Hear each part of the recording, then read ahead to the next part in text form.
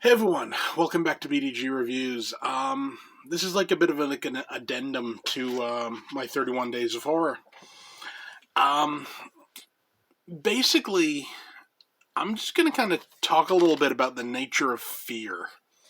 When it comes to horror movies, like fear is a very important part of horror movies. I mean, the whole point of a horror movie is to make you afraid. Now, I've been thinking over the years, like about the different ways this is accomplished. And I've come to the conclusion that there are a few ways to go about it. You can scare someone by showing them something that they don't want to see. So you can show them like gore. You can show them like really horrific things happening. So something like along the lines of like guinea pig, like bouquet of guts and gore, or like flower, flesh and blood. You show you something that's that people don't want to see. They do, but they don't. You know how it is. So that's one way. Another way is with tension and atmosphere, and by slow, essentially like they always say about like a frog. If you want to boil a frog, put it in cold water, and then slowly turn the heat up, and it'll just stay there. Kind of the same thing. Slowly ratchet up the tension bit by bit. That's another way.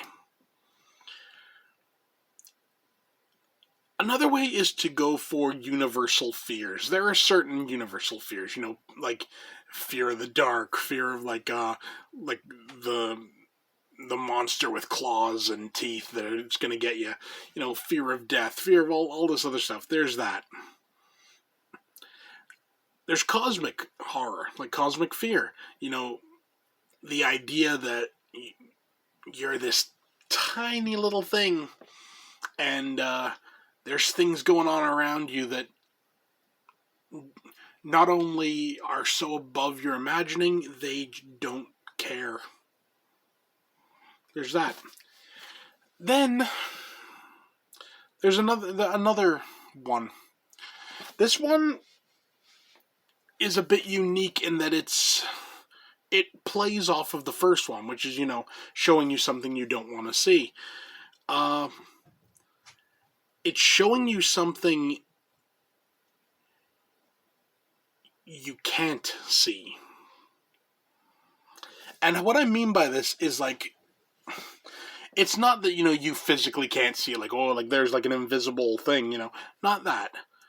It's something that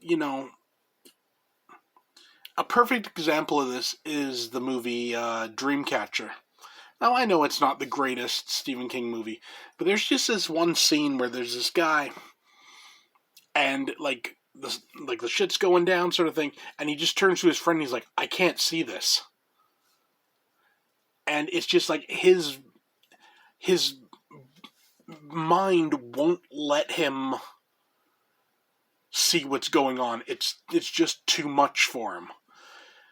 And the thing is, that kind of horror, it's few and far between, but when it does happen, that's the one that sends a chill up your spine, It just is like, I shouldn't be seeing this. Not like I don't want to see this. It's I shouldn't be seeing this. This isn't something like people were meant to see. A perfect example of that I always found was the original Grudge movie. The original, so not, I don't mean the American one, I'm talking the original Ju-on. When you first saw, Kayako just like leaning over the bed, like with the completely blue skin and everything. I remember when I saw that on the trailer, I was just like, I can't see this. Like, this isn't something I'm supposed to see. Like, as a human being, this isn't something I'm supposed to see.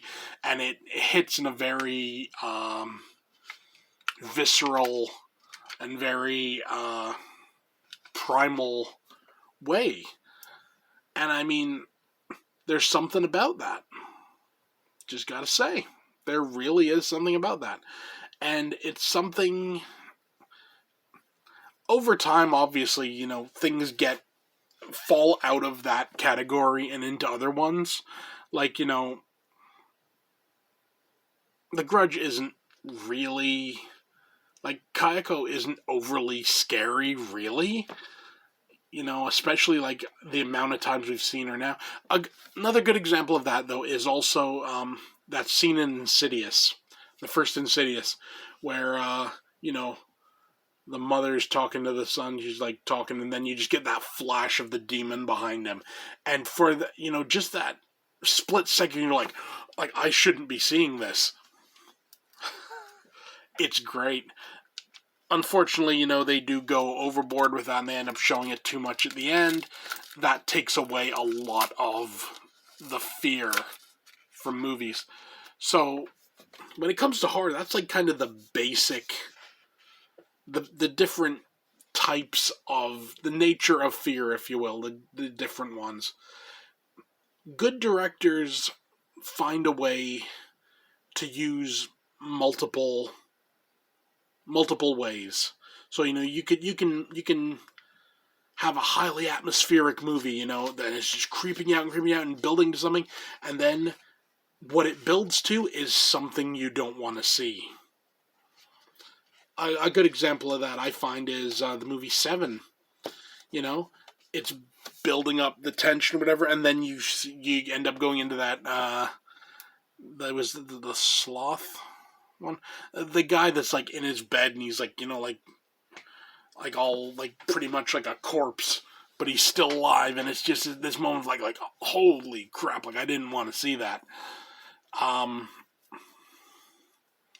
It is what it is, Different people have different fears, obviously, and most people who are horror fans, we know what we like, we know what we don't like. One thing I'm not a fan of like Mondo type stuff. I choose not to watch like real footage of things. There's the scenes in Cannibal Holocaust and everything. It is what it is. But I don't go out of my way to see like real stuff. Some people do. Some people, it's not scary to them. To me, I find it just kind of disturbing. I don't want to see it. But that's just me, right?